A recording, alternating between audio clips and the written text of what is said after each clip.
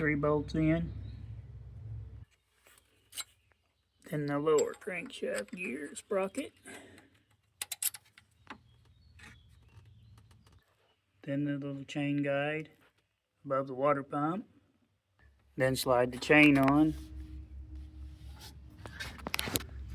Painted mark there. Over, double check them. In place of turning them so many times, what I like to do is take a dry mark and mark where the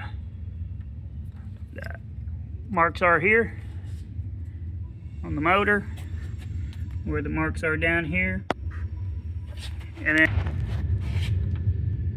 that mark is lined there. That mark is lined with the mark that I made.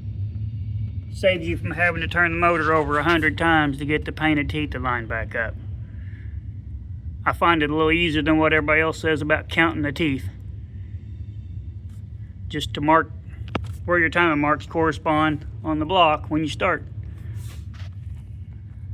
Hope this helps. Thank you.